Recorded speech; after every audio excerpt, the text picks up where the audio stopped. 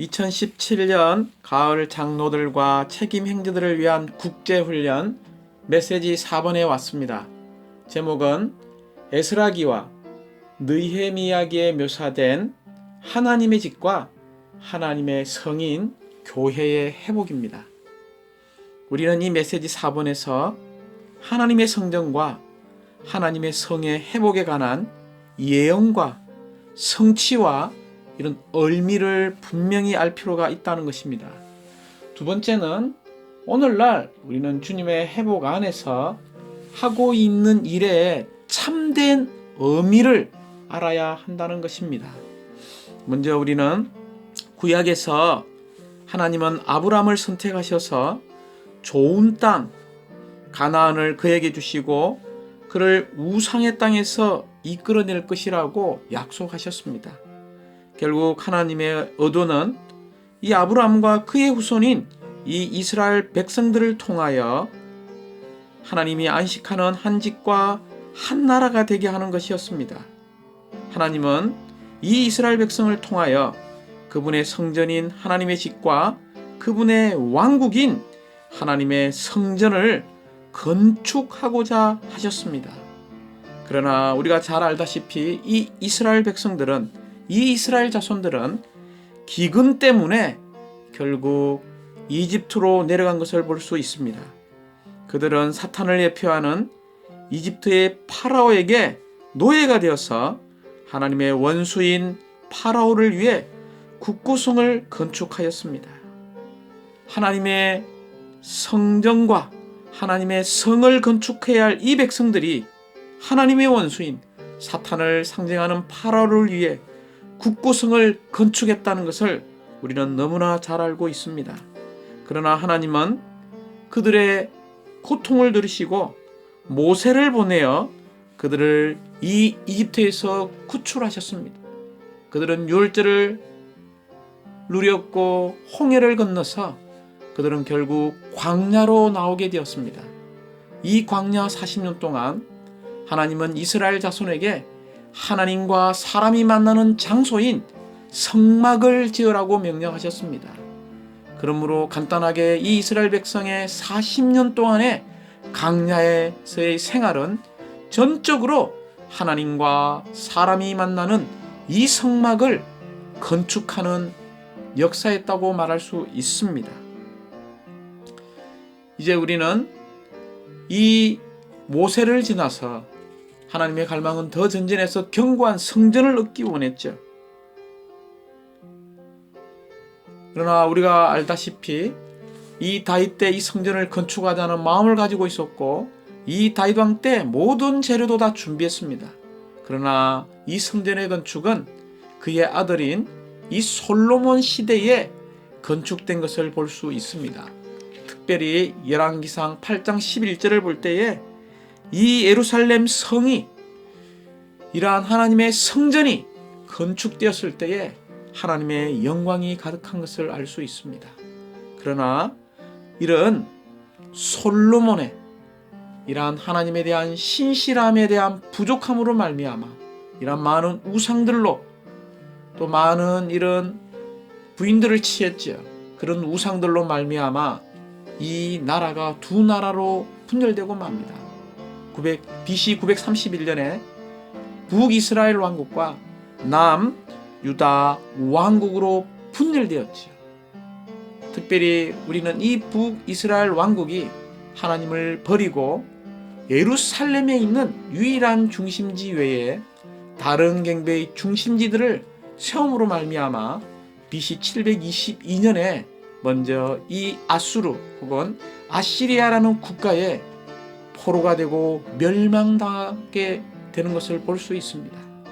남은 이 남유다는 여전히 약간 선한 왕들이 있었지만 결국 이 하나님의 백성들이 하나님을 거절하고 우상을 숭배하고 타락하고 변절함으로 말미암아 이들이 바빌론으로 포로되어 가는 것을 볼 수 있습니다. 특별히 약 BC 605년경에 다니엘이 1차 포로로 잡혀갔죠.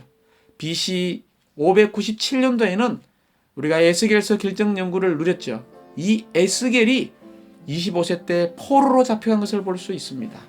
결국 이제 BC 586년에 이 바벨론이 이 예루살렘 성을 함락하고 완전히 회파한 다음에 대부분의 이 이스라엘 백성들을 다 포로로 잡아간 것을 볼 수 있습니다. 이렇게 포로로 잡혀갔을 때에 우리는 이 이스라엘 자손을 향하여 하나님께서 징계하셨다는 것을 볼 수 있습니다. 왜 징계하셨습니까? 이스라엘 자손의 변절과 타락으로 인하여 하나님의 징계를 받고 이방 민족들에게 포로로 잡혀갔죠. 그러나 하나님은 이 이스라엘 백성들, 하나님의 백성들을 결국 거룩한 땅으로 돌아와서 성령과 거룩한 성을 재건할 것이라고 예언해 주셨습니다. 그 예로 에레미야가 나오죠.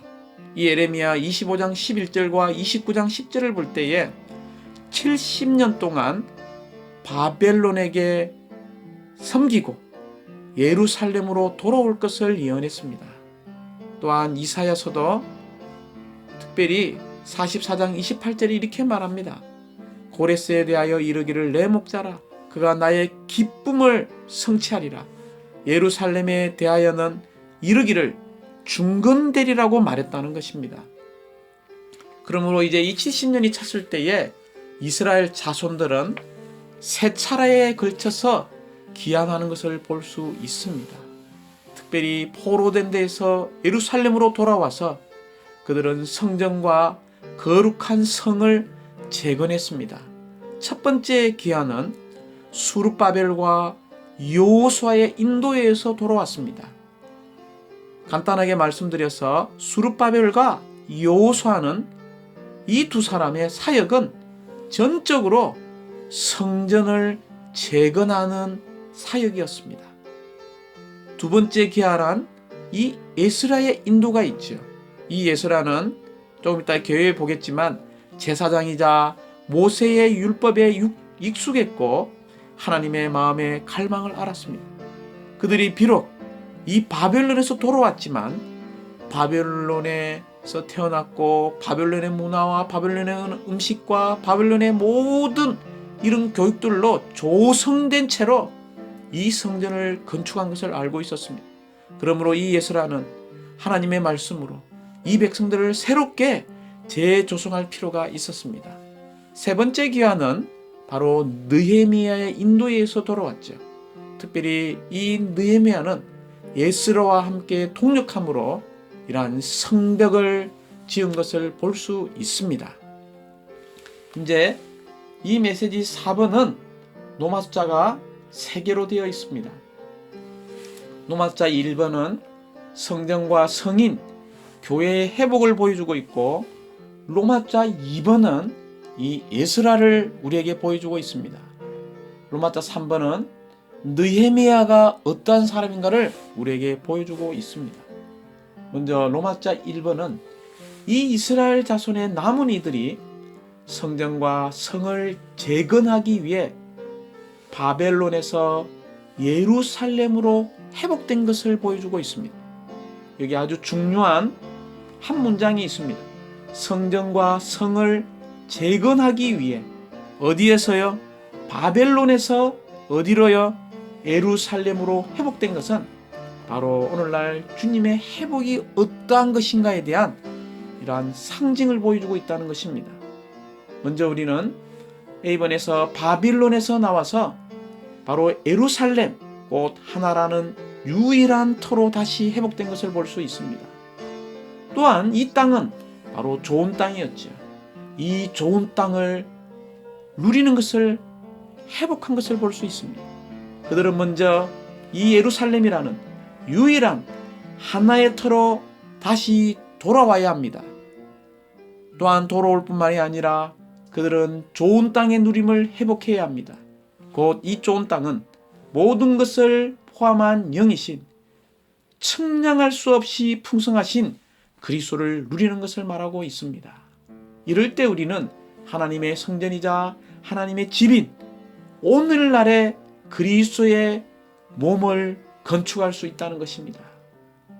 우리가 하나란 유일한 터에 돌아와서 좋은 땅이신, 모든 것을 포함하신 영이신 측량할 수 없이 풍성한 그리스도를 누릴 때에 우리는 오늘날 하나님의 성전이자 하나님의 집인 그리스도의 몸을 건축할 뿐만이 아니라 우리는 또한 생명 안에서 왕으로 다스리는 이 왕국 생활인 교회를 건축하게 되는 것입니다. 우리가 이렇게 좋은 땅이신 그리스도를 누림으로 그리스도의 몸을 건축하고 이런 하나님의 왕국을 건축하는 것이 하나님의 원래의 의도를 성취하는 것입니다.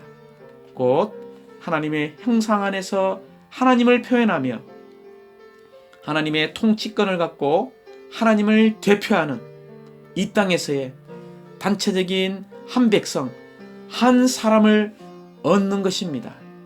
이것을 위하여 우리는 로마자 이번에 오늘날의 이런 에스라 같은 사람들이 필요하다는 것입니다. 이 에스라의 특징은 바로 주님의 회복을 강화하고 풍성하게 하는 것입니다. 주님의 회복을 강화하고 풍성하게 하는 것이죠. 이 에스라는 어떤 사람이었습니까? 바로 제사장이자 율법학자였다는 것입니다. 곧 이 에스라는 하나님의 율법, 하나님의 말씀에 정통한 사람이었습니다. 이 에스라는 주님으로 적셔진 사람이었고 하나님의 말씀에 정통한 사람이었으며 주님과 하나 된 사람이었습니다. 또한 그는 어떤 새로운 것을 말한 것이 아니라 모세가 이미 말하는 것을 그는 말하는 사람이었다는 것입니다. 주님으로 적셔진 사람, 곧 그는 주님과 끊임없이 연합한 사람이었고 하나님의 말씀에 정통하다는 말은 하나님의 마음의 갈망을 안 사람이었고 하나님의 경륜, 하나님의 영원한 목적이 무엇인지를 안 사람이었다는 것입니다. 주님과 하나 된 사람이라는 것은 주님을 영 안에서 지속적으로 접촉하고 주님을 만나고 주님을 사랑하는 사람이었다는 것을 말하고 있습니다. 그가 모세가 이미 말한 것을 말했다는 것은 어떤 새로운 것을 말하는 신원자의 일이 아니라 그는 이미 말한 그것을 조성해서 다른 백성들에게 다시 말한 교사였다는 것을 말하고 있습니다. 물론 이 교사는 어떤 교사였습니까? 바로 제사장이면서 하나님을 접촉하고 하나님으로 적셔져서 하나님을 누리고 하나님을 체험하는 방식에서 말하는 교사였다는 것을 말하고 있습니다. 오늘날 우리는 하나님의 말씀에 정통한 제사장 겸 교사들이 주님의 회복 안에 필요합니다. 그러므로 우리가 하나님의 말씀에 정통한 제사장 겸 교사들이 되려면 우리는 하나님의 말씀 안에서 하나님을 접촉하고 하나님으로 적셔지고 하나님과 하나 되고 하나님으로 충만히 채워지는 사람이 될 필요가 있습니다. 이렇게 하늘에 속한 진리들로 우리가 조성되었을 때에 우리는 또 다른 이들을 영적으로 교육하여 그들을 재조성할 수 있다는 것입니다. 우리가 하늘에 속한 진리들로 다른 이들을 교육하여 이러한 하나님의 백성들을 재조성할 때에 그들은 하나님의 증거가 될 것입니다. 마치 이 에스라 시대에 바벨론에서 태어나서 자라고 바벨론 사람으로 조성되었지만 이러한 모든 것들을 이런 바벨론으로 조성된 것들을 다 제거하는 그 일들이 하나님의 말씀으로 그들을 재조성하는 것입니다. 이렇게 될 때 결국 그들은 하나님의 문화 안으로 하나님을 표현하는 문화 안으로 이끌리게 될 것입니다. 이것을 위하여 우리는 하나님의 말씀으로 교육할 필요가 있습니다. 하나님의 말씀으로 교육하여 그들을 재조성한다면 거룩하게 될 뿐만이 아니라 분별되어서 우리는 하나님을 표현하는 하나님의 왕국을 이루게 될 것입니다. 그러므로 사랑하는 형제자매님들, 주님의 회복 안에 오늘날의 에스라들이 너무나 필요합니다. 이 일은 바로 정하는 일을 하고 신성한 진리들로 하나님의 백성을 교육함으로써 그들을 조성하여 이 땅에 하나님의 증거, 곧 그분의 단체적인 표현이 되게 하는 이러한 오늘날의 에스라들이 필요함을 우리가 알아야 합니다. 이제 로마서 3번의 느헤미야죠. 이 느헤미야는 벽에 있는 이 예루살렘 성, 그 성 안에 있는 하나님을 지키고 보호하는 이러한 벽을 건축한 것을 볼 수 있습니다. 특별히 이 예루살렘 성벽의 재건은 하나님의 왕국을 회복하시는 것을 예표하고 있습니다. 물론 이 하나님의 집을 건축하는 것은 바로 이 타락한 교회를 회복하는 것이죠. 그러나 이 성벽을 재건하는 것은 그분의 왕국을 건축하는 것입니다. 그러므로 우리는 하나님의 집을 건축하는 것과 하나님의 왕국인 이 성벽, 성을 건축하는 것은 함께 동시에 이루어진다는 것입니다. 이 하나님의 성은 바로 왕으로서 다스리기 위한 통치의 중심입니다. 영원한 처소이자 그분의 영원한 왕국의 통치의 중심인 거룩한 성, 새 예루살렘이 될 것입니다. 또한 이 성벽을 건축하는 것은 전적으로 머리의 근이이신 그리스도를 아는 것과 관계되어진다는 것입니다. 우리가 먼저 생명이신 그리스도를 깨닫고 누릴 때 우리는 하나님의 집인 교회를 건축하게 되고 이런 하나님의 집인 교회를 갖게 될 것입니다. 그러나 우리는 더 전진해서 바로 그분의 머리의 권위를 깨닫고 존중할 때에 이 하나님의 집은 하나님의 왕국인 성으로 합계되게 될 것입니다. 이러한 예루살렘 성벽을 재건할 때에 우리는 특별히 느헤미야의 이런 6방면의 특징을 알 필요가 있습니다. 그리고 느헤미야처럼 우리는 이러한 특징을 가진 사람이 되어야 합니다. 첫 번째, 느헤미야는 매우 순수하고 진취적인 사람이었습니다. 이 진취적이다는 의미는 바로 어떤 주님의 일과 봉사에 있어서 냉담하지 않는 것을 말하고 있습니다. 또한 주님을 향하여 절대적인 것을 말하고 있고 또한 주님의 일에 있어서 수고하고 분투하는 것을 말하고 있습니다. 또한 진지하게 주님을 대면하고 처리하고 주님께 기도함으로 그가 죄를 자백하고 아닌 것들을 처리받는 것을 말하고 있습니다. 마지막으로 모든 교리와 형식과 전통을 내려놓고 이러한 주님의 현재의 움직임에 동력하는 사람을 말하고 있습니다. 느헤미야의 두 번째 특징은 타고난 사람 안에 살지 않고 부활 안에서 사는 인도자의 참된 본이었다는 것입니다. 세 번째의 특징은 하나님과 그리스도를 상징하는 거룩한 땅과 교회를 상징하는 거룩한 성전을 사랑하는 사람이었다는 것입니다. 네 번째의 특징은 하나님의 말씀 위에 서서 그 말씀에 따라 기도했다는 것입니다. 곧 하나님의 말씀에 따라서 기도한 사람이었습니다. 다섯 번째의 특징은 하나님을 신뢰했고 하나님과 하나 되어 하나님의 대표자가 되었다는 것입니다. 마지막 여섯 번째, 이기심이나 사리 사욕이 없이 자신의 소유를 언제나 하나님의 건익을 위해서 기꺼이 희생하는 사람이었다는 것입니다. 우리가 이러한 느헤미야의 특징을 갖고 성벽을 건축하는 사람이 되기 원합니다. 이러한 거룩한 성의 크고 높은 이러한 성벽을 건축하기 원합니다. 이렇게 건축되어진 성벽의 기능에 있어서 세 방면이 있습니다. 이 성벽의 기능의 첫 번째 기능은 분별의 기능이요, 두 번째 기능은 보호의 기능이며 세 번째 기능은 바로 표현의 기능입니다. 사랑하는 자매님들, 이 성벽의 기능의 첫 번째 분별, 이것은 하나님의 건익을 보호하여 거룩한 성이 되게 하는 것입니다. 두 번째 이 보호는 하나님의 신성의 풍성의 건익과 그리스도께서 완결하시고 달성하신 것들을 보호하는 것입니다. 마지막 성벽의 기능의 세 번째 이 표현은 하나님의 모양을 지니고 하나님을 단체적으로 표현하는 것을 말하고 있습니다. 이제 마지막으로 우리 이 메시지에서의 전이란 부담은 바로 사로잡힘과 하나님의 성전과 하나님의 성을 회복하는 것에 오늘날 주의 회복 안에서의 그 의미가 무엇인가를 보아야 합니다. 하나님께서는 선택하신 유일한 장소에서 그분의 거처인 성전과 거룩한 성을 건축해야 된다는 것을 구약에서 보여주고 있습니다. 그 장소는 바로 예루살렘이었죠. 사랑하는 형제자매님들, 이스라엘 자손이 포로가 된 것은 하나님의 백성이 흩어져 버린 것이며 더 이상 하나가 없다는 것을 의미하고 있습니다. 하나님은 그분의 백성 가운데서 그분의 성전과 성을 얻고 그것을 그분의 집과 왕국으로 삼기를 원하십니다. 오늘날 우리는 한마음 한뜻으로 오직 한 지방인 한 터 위에서 우주적인 그리스도의 몸의 하나를 건축하여 오늘날에 하나님의 성전과 하나님의 거룩한 성이 되게 해야 합니다. 아멘.